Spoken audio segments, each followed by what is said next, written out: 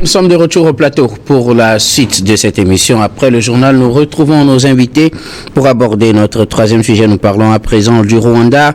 Paul Kagame se prononce sur l'est de la République démocratique du Congo. Le président rwandais Paul Kagame a pris la parole ce week-end pour se prononcer sur ce qui se passe près de son voisin congolais, la République démocratique du Congo, et surtout le groupe rebelle du M23 qu'on l'accuse de soutenir. Le président Paul Kagame, bien évidemment, a défendu sa position qu'il ne soutient pas le groupe des rebelles du M23, mais selon lui, ce groupe est un groupe congolais, même s'il parle le Kinyarwanda, il s'agit de Congolais et que l'affaire devrait normalement être réglée entre les Congolais. Il est revenu également sur l'échec de ces discussions menées par les autres pays, notamment l'Angola. Pour Paul Kagame, la balle est surtout dans le camp de la République démocratique du Congo, Sana. Non, forcément, la balle est dans le camp de la République démocratique du Congo, puisque c'est son territoire qui aujourd'hui n'est pas sous contrôle. Et c'est ces populations qui sont des victimes, qui sont des déplacés, qui sont violés, qui sont tués, le travail des enfants, l'exploitation sauvage des mines au détriment de l'économie du pays. Donc naturellement, la balle est dans le camp de la RDC, mais elle n'a jamais changé de camp. Sauf qu'il y a plusieurs rapports successifs de la communauté internationale et surtout récemment des experts de l'ONU qui ont attesté, qui confirment que le M23 est vraiment épaulé par l'armée rwandaise. C'est ça qui change en réalité la donne, où ce rapport parle de entre 3 000 et 4 000 soldats rwandais qui épaulent les rebelles du M23. Et ce rapport qui a essayé de dresser une certaine hiérarchie existante entre, n'est-ce pas, c'est l'armée rwandaise et ces rebelles du M23. Donc moi je pense sincèrement que le Rwanda est en train de jouer à un jeu hypocrite. C'est vrai que il y a des raisons historiques qu'il a évoqué justement, qui expliquent la situation, puisque c'est l'armée rwandaise qui est venue chasser Mobutu. À un moment donné, il y avait des rebelles rwandais, disons-le. Le sein même de l'exécutif. De Laurent Désiré Kabila. Voilà, dans le gouvernement de Laurent Désiré Kabila.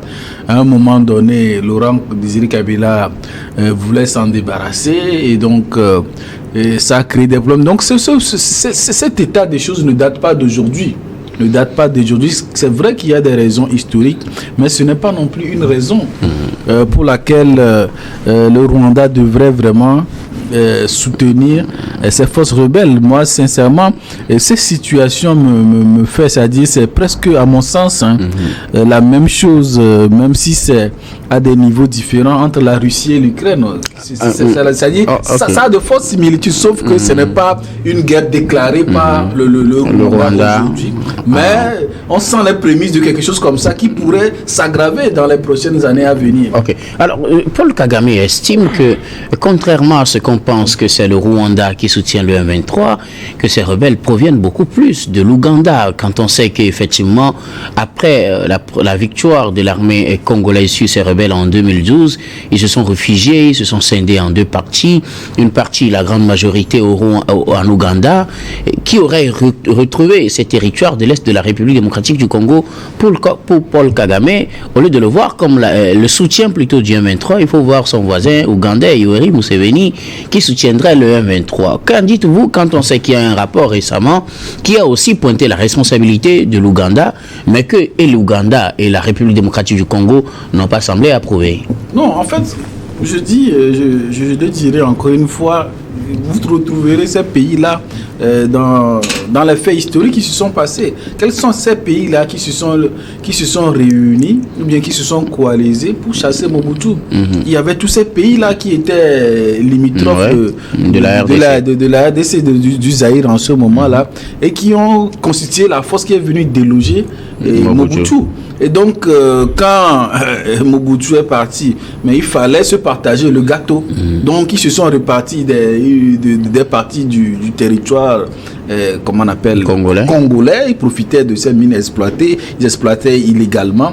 Et d'aucuns diraient, parce que souvent les gens ont tendance à dire que le Rwanda se développe parce que c'est un bon exemple de bonne gouvernance. Les gens disent non, c'est parce que le développement du Rwanda est financé par l'exploitation illégale des ressources de la RDC en réalité. Parce que le Rwanda ne produit rien, ils n'ont pas de ressources. D'où vient le développement fulgurant de ce pays? Donc aujourd'hui, on a la certitude que ce développement a été financé en exploitant illégalement les ressources de la RDC. Et donc la sortie de Paul Kagame ne vous a pas convaincu sur son innocence dans cette affaire? Vous savez que lorsqu'il y a un rapport d'experts de l'ONU face à la parole simple de monsieur le Kagame, président rwandais, vous comprenez facilement là où on est tenté d'accorder notre crédit. C'est peut-être ma faiblesse, mais la parole de monsieur Kagame dans ce contexte-là ne me convainc pas du tout. Gabin Adjaro, Paul Kagame a pris la parole ce week-end devant la presse. Il s'est prononcé sur la situation dans l'est de la République démocratique du Congo où on l'accuse de soutenir le groupe rebelle du M23. Pour lui, la question est purement une question congolaise et aussi le soutien qu'on l'accuse de porter au M23 n'en est pas un, mais il faut plutôt voir du côté de l'Ouganda qui soutiendra le M23. Gabin, le micro. Vous savez il a parlé sans rien dire, puisque ce sont toujours les mêmes déclarations, déplacer les problèmes, faire du faux fuyant. C'est toujours ce que Paul Kagame a su faire. Et dans cette déclaration, malheureusement pour lui, il dit des choses qui par après l'accusent. Quand il dit que les combats ne cesseraient jamais, tant que la question des FDLR n'est pas réglée. La question des FDLR n'est pas réglée. On sait très bien qu'il pense que la RDC est en train de soutenir les FDLR. Donc, en contrepartie, lui aussi il soutient le M23 pour pouvoir déstabiliser les RDC. Sauf que la question aujourd'hui, est-ce que la RDC arrive toujours à contrôler les FDLR? Parce qu'entre-temps, il y avait eu un combat bipartite entre le Congo, un combat conjoint avec le Congo et le Rwanda pour pouvoir combattre les FDLR. Oui. Donc aujourd'hui, c'était d'ailleurs le combat de Paul Kagame. Donc à un moment donné, il faut se poser la question de savoir est-ce que Paul Kagame aujourd'hui a cette volonté-là que la crise se résorbe à ce niveau. C'est ça la question. Parce que moi, quand tu vois tous les contours, tu sens en même temps qu'aujourd'hui, la RDC n'a plus le contrôle des FDLR. C'est un groupe qui s'est autonomisé, qui arrive à faire ses propres incursions, qui fait ce qu'il veut. La RDC aujourd'hui a tellement de problèmes qu'ils n'ont même plus les moyens pour pouvoir appuyer un groupe. Alors, quand vous dites que la RDC n'a plus le contrôle sur les FDLR, est-ce qu'on ne pourrait pas dire la même chose que le Rwanda aussi n'a plus le contrôle sur le M23? Non, pas du tout. On ne peut pas le dire ainsi, puisque les derniers rapports de l'ONU le prouvent. Et les mêmes rapports ont incriminé aussi le soutien de la RDC au FDLR. Mais quelles sont les preuves aujourd'hui qu'on dispose pour dire que la RDC est en train d'appuyer les FDLR? Voilà les mêmes preuves sur lesquelles on se base pour parler de la RDC du Rwanda. C'est le même rapport qui dit on est d'accord quand même que c'est dans le même rapport que les responsabilités sont situées. Il y a beaucoup de détails qui ont été donnés par rapport au Rwanda, par rapport au nombre de militaires, par rapport à l'appui logistique et tout ça. Il y a tellement de détails qui avaient été donnés par rapport au Rwanda, ce qui n'est pas le cas du Congo. C'est juste pour puisque les FDLR, pour le moment, ne font pas d'incursion sur le sol rwandais, donc c'est tout à fait normal. Ils ne font pas d'incursion et autres, mais nous savons tous que le Rwanda a beaucoup plus à gagner à déstabiliser la RDC que le contraire. Donc du coup, le Rwanda n'est pas riche, la RDC ne va rien chercher au Rwanda. Alors que le Rwanda, déstabilisant le Congo, cherche à piller ses ressources minières et autres là. Donc nous le savons tous, Sana vient de le dire, c'est par le biais de ces richesses-là que le Rwanda est en train de se développer. On ne peut pas le leur refuser, c'est leur droit de se développer. Mais en déstabilisant un autre pays, je ne pense pas que ça soit la meilleure des manières. Et aujourd'hui, Paul Kagame, quand il dit ces choses-là, en faisant du faux fuyant, disant que non, ce n'est pas plutôt moi, mais plutôt c'est l'Ouganda. Oui, bien sûr. Mais après la défaite du M23 en 2013 face à ces forces-là, mais ils sont revenus. Et qu'est-ce qui prouve que ceux qui sont revenus de l'Ouganda... En tout cas, le groupe s'est scindé. Il y a une le groupe était scindé en deux parties. Une partie en Ouganda et l'autre partie au Rwanda. Mais aujourd'hui, ces groupes-là se sont joints. il y a jonction des deux parties qui entre-temps étaient scindées. Mais il faut noter aussi qu'en décembre 2021, quand il y aura la résurgence, quand il y a eu la résurgence du M23, c'est la branche de l'Ouganda qui s'était prononcée. C'est la branche de l'Ouganda qui s'était prononcée. Pourquoi aujourd'hui, même quand les rapports de l'ONU, le dernier rapport de l'Organisation des Nations Unies, les experts de l'ONU ont incriminé l'Ouganda et l'Ouganda, et la RDC semble battre en brèche cet argumentaire et s'attaquer uniquement au Rwanda. Pourquoi?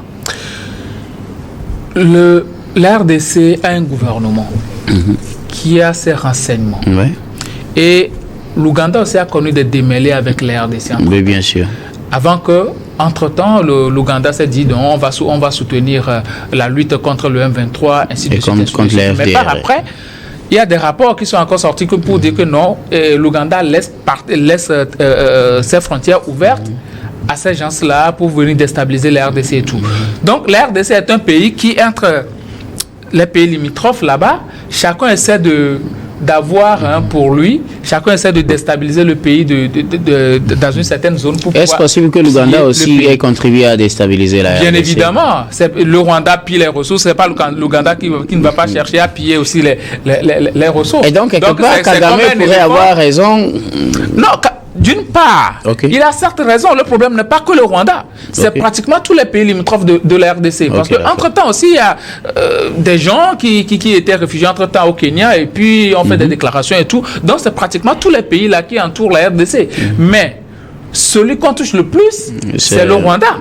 C'est le Rwanda parce que, entre-temps, Paul Kagame, on peut dire que c'est le vieux de la vieille dans cette sous-région-là. C'est Yoweri Museveni. Bon, il est vieux et tout, mais lui, il n'a pas beaucoup plus de projets porteurs à l'avenir. C'est juste le fauteuil présidentiel. C'est ça son objectif. Mais Paul Kagame, lui, il a des envies beaucoup plus expansionnistes, beaucoup plus révolutionnaires, beaucoup plus pour développer le pays et tout ça. Donc, il a besoin de beaucoup plus de ressources. C'est pourquoi pour lui, comme son pays ne dispose pas d'assez de ressources minières, qu'est-ce qu'il va faire? Il va déstabiliser l'autre pays pour pouvoir en avoir. Maintenant, la question de savoir, est-ce que c'est juste le Rwanda, puisqu'il y a aussi la question des puissances qui sont derrière. Quand ces rebelles du M23 là pillent les ressources, ce n'est pas que le Rwanda qui en profite. Il y a aussi des puissances qui en achètent. Des puissances qui en achètent à bas prix.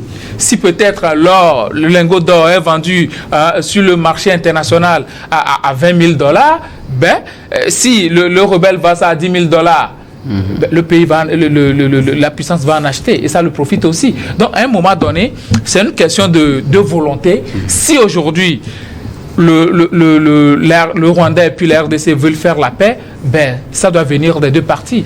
Et on parle des FDLR. Les FDLR, je l'ai déjà dit, je ne suis pas sûr que le Congo en a encore pleinement la main là-dessus, mais s'ils en ont, qu'ils arrivent à déstabiliser cette force ou bien à amenuiser cette force pour que le Rwanda aussi arrive à retirer son soutien au M23 parce que c'est ça qui les pousse véritablement à continuer à déstabiliser toujours la RDC. Alors, Adam, entre nous, les FDLR, tant qu'ils seront toujours actifs dans l'est de la République démocratique du Congo, ce combat continuera avec le M23. C'est ce qu'estime le président rwandais Paul Kagame, qui a pris la parole ce week-end pour se prononcer sur l'est de la République démocratique du Congo et ce qui s'y passe. Pour lui, il n'est pas le soutien du M23, mais il faut plutôt voir du côté de son voisin, l'Ouganda. C'est vrai, lorsque vous scrutez un peu l'intervention, sinon la sortie de Paul Kagame, loin de pouvoir donc rejeter tout du revers de la main, je pense qu'il y a des éléments qui puissent permettre en réalité, et surtout l'un de ces éléments-là, c'est là où il disait, même avant de revenir sur votre question, c'est là où j'avais contesté le fait que le président Tshisekedi n'ait pas la volonté de pouvoir donc discuter avec le M23 directement. Il a dit qu'en réalité, au-delà de pouvoir, en tout cas, jeter de l'opprobre entièrement sur Paul Kagame, c'est vrai que si c'est dans d'autres pays que ces rapports-là sont pendus, on a toujours tendance à dire voilà, c'est parce qu'on n'aime pas ces pays qu'on essaie donc d'envoyer dans de ce genre de rapports. Mais à partir du moment où nous sommes en face d'un fait et qu'en réalité on se tend donc à donner véritablement du crédit à ces rapports-là, pourtant nous sommes toujours dans des pays africains. C'est là où on arrive véritablement pas à comprendre un certain nombre d'opinions liées donc à cette question-là. Mais moi, ce qui est très important, parce que quelque part aujourd'hui, au lieu de pouvoir avoir des opinions assez tranchées sur Paul Kagame, je pense que le M23 est disposé. Il a des responsables qui sont disposés à pouvoir donc discuter avec Kinshasa. Ce que Tshisekedi ne veut pas du tout. Tout à fait. C'est là où on ne comprend pas. Moi, je pense que lorsque vous êtes soucié en réalité des revers que subissent aujourd'hui la population, qui sont aujourd'hui déplacées, qui sont martyrisées, qui sont tuées et qui sont pillées également, il faudrait quand même qu'on mette dans la balance tous les éléments qui puissent permettre véritablement donc de se tirer d'affaire. Malheureusement, on dit, voilà, si on discute avec Paul Kagame qui accepte le M23, va cesser ses incursions.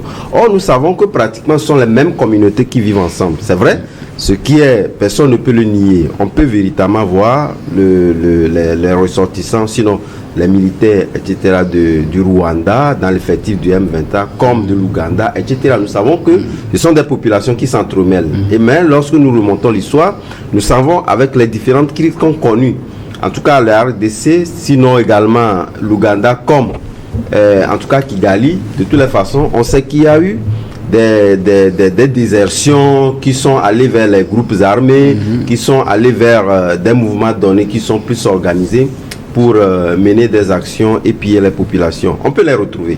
Mais aujourd'hui, c'est vrai que loin de moi de pouvoir discréditer donc ces rapports-là, nous savons véritablement que Paul Kagame également, vu le fait que c'est vrai que Adiaho le disait tantôt, puisque lui-même il adresse des opinions qui le contredisent après. Puisque quelque part, lorsque vous dites le problème c'est le M23, il faudrait quand même que Kinshasa puisse discuter avec le M23 et qu'en réalité vous dites que tant que, en tout cas, la crise de FDLR n'est pas réglée, on ne va pas résoudre ce problème. Ça veut dire quelque part que vous êtes conscient que en réalité, puisque je pense que l'une des autorités américaines, lorsqu'il avait fait donc cette visite-là, avait pointé du doigt le fait que la RDC également soutient la FDLR. Donc quelque part, ça voudrait dire quelque part que lui également soutient le M23 compte tenu du fait que la RDC soutient également la FDLR. Ce qui contredit. Même moi, je pense que lorsqu'on est dirigeant et qu'on veut véritablement trouver des affaires, il faut une approche diplomatique qui est porteuse. Et cette approche diplomatique, c'est de ne pas rejeter du revers de la main. C'est vrai que on dit, c'est comme chez nous. Entre-temps, il y avait le Niger qui avait opté sur la voie de discussion avec les groupes terroristes, etc. Mais ça a été une voie qui a été scrutée à un moment qui a eu des résultats. Par contre, il y a d'autres qui choisissent l'option de pouvoir combattre et de pouvoir dire que ces gens-là, ce sont des trous faits qu'on ne peut pas discuter avec eux. Mais la persistance et le fait qu'on gagne du terrain, je pense que le M23, jusqu'hier, les rapports ont révélé qu'il ne continue pas à gagner du terrain. Donc, et je pense que la sortie d'ailleurs même du chef de la diplomatie de la RDC en dit non. Donc, il gagne du terrain. Est-ce qu'il ne serait pas opportun le fait de pouvoir donc dire, on discute avec eux, que de pouvoir discuter quelle option on prend? Donc, moi, je pense que Félix Tshisekedi a l'intérêt de pouvoir donc discuter avec le M23 pour voir en réalité clair dans cette bisbille entre Kagame et Tshisekedi. Merci beaucoup à vous tous pour vos contributions. Nous allons marquer une nouvelle pause puis on reviendra tout à l'heure pour la dernière partie de cette émission. Dernière partie que nous allons bien évidemment consacrer au Togo.